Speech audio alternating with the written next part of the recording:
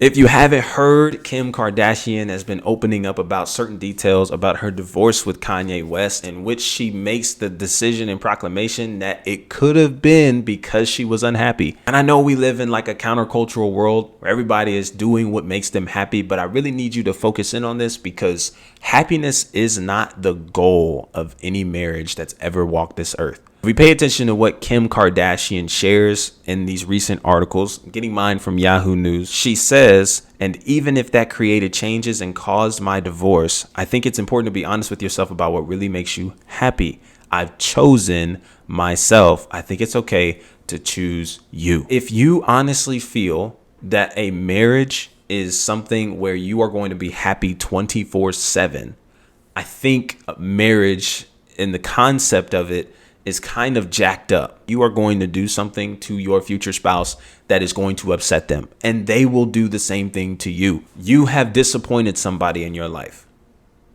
Straight like that. It may not be what you want to hear, but it's true. We all have. So living in a fairy tale wonderland where we can just be happy 24/7 and the marriage sustains is something that isn't realistic. But that's because happiness isn't the goal of marriage. The concept of marriage is two individuals who are electing to die to their selfish wants for the greater good of the other person they are marrying. There's no way that team me, as Kim Kardashian puts it, survives in any climate of marriage, because team me is putting yourself above everyone else. And when you decide to make the relationship centerfold on you, you no longer make room for your significant other. So I think what is interesting is that Kim does mention a few things in regards to what she possibly means by this idea of team me, in which she states that she's going to eat better and exercise and have more fun, spend time with her kids. None of those things that she lists as she explains this idea that could possibly be behind team me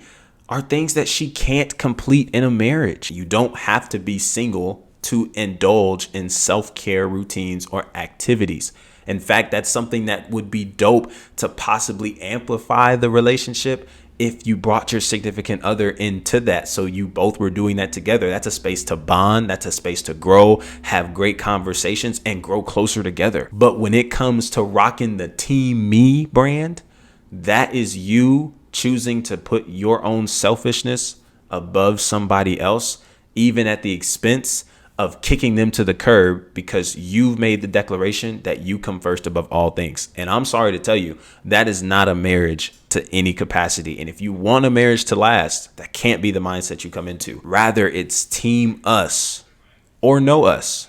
Simple as that. So if you're contemplating on getting into a marriage, standing in front of the altar and inviting everyone you know into the marriage ceremony, and everyone's standing in awe and looking good, and the marriage day is just amazing, understand what you're doing when you're standing in front of that altar. You are making a covenant, not just between you and the person you're marrying, but between God, that this is the one you're willing to die to, so that the relationship sustains. And above all else, take this into consideration, that this is exactly what it looks like to die to Christ, in which, although I know I have selfish tendencies and I have things that I want and I have things that I want to do, when I invite Christ into my life, that's no longer the case.